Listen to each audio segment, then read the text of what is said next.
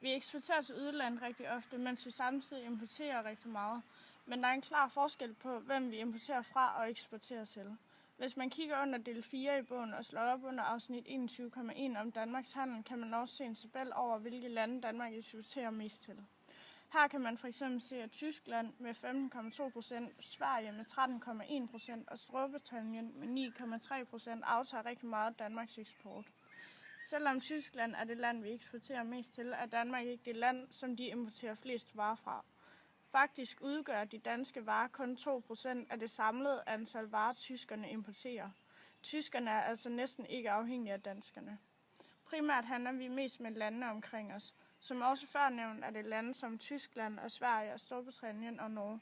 Det er både fordi, at transportafstanden er meget lille, og fordi at de kulturmæssigt og med forbrugsvaner og indkomstmæssigt ligner os rigtig meget. 60% af Danmarks eksport går til EU-landene.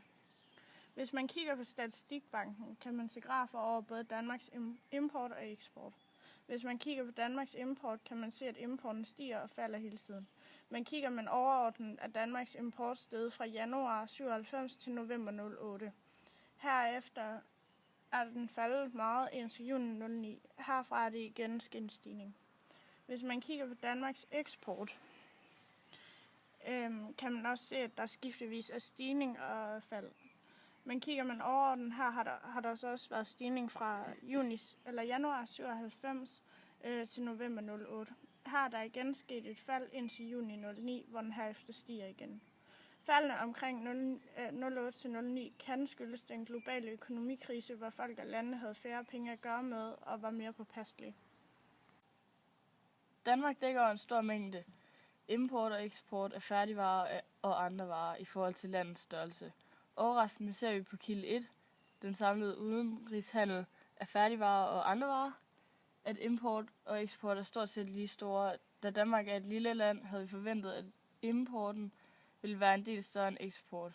På den anden side er Danmark et velfungerende land, og vi har mange muligheder både økonomisk og samfundsmæssigt. Statistikken er set ud fra en måned, hvor import svarer til ca. 7.000 millioner kroner og eksport en smule under. For at gå mere i dybden og for at kunne perspektivere, har vi undersøgt import og eksport af næringsmidler, drikkevarer, tobak m.v., hvor vi ser, at 60% af handelen er eksport og 40% er import. Import er omkring de 6.000 millioner kroner, og eksport er omkring de 9.000 millioner kroner. Grunden til, at eksport er dominerende, kan være, at vi i Danmark har mange gårde og har stor produktion af mejerivarer. I Danmark har vi også store producenter af drikkevarer, som blandt andet Carlsberg og Tuborg, som også er store globale virksomheder. Med hensyn til sundhedsblokken er Danmark meget førende land.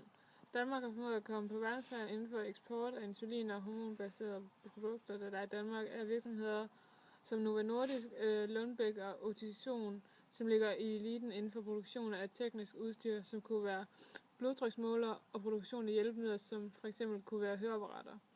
Udover en kæmpe fremgang af eksport, har Danmark med virksomheden Novo Nordisk også formået at tiltrække store koncerner fra udlandet, i det at de har valgt at specialisere sig i en helt bestemt kategori, som er den bioteknologiske. Energi og miljø er en væsentlig ting, da miljøet påvirkes af alt, der produceres og forbruges. Derfor er der meget fokus på, at miljøforbruget skal minimeres. De seneste år har man derfor forsøgt at overgå til mere moderne, bæredygtig og miljøvenlig energi. I kapitel 21 kan man også læse, at denne udvikling er på vej i den rigtige retning.